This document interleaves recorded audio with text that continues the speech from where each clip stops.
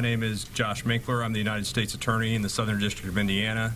Our office represents the United States of America in this investigation and prosecution.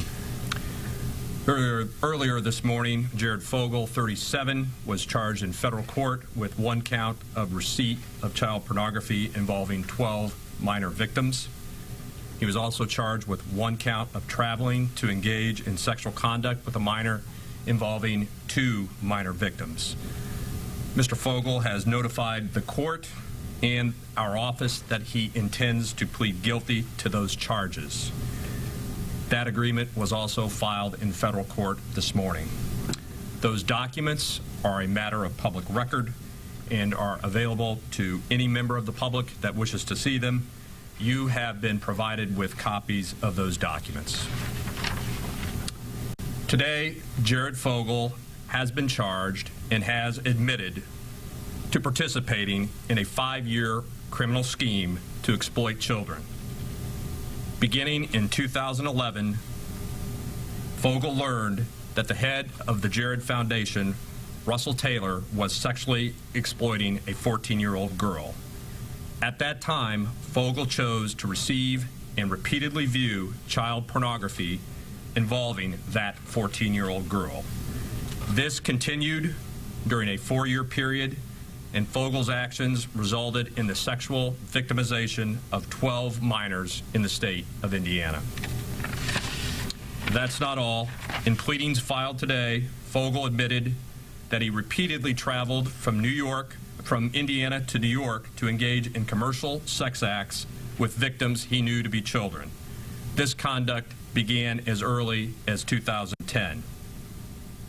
First, let's call this what it is.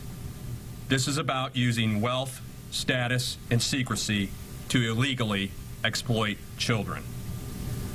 Second, this conduct has serious consequences in federal court. Based on this conduct, Mr. Fogle faces a sentence of between 5 years in federal prison and 12 years in federal prison.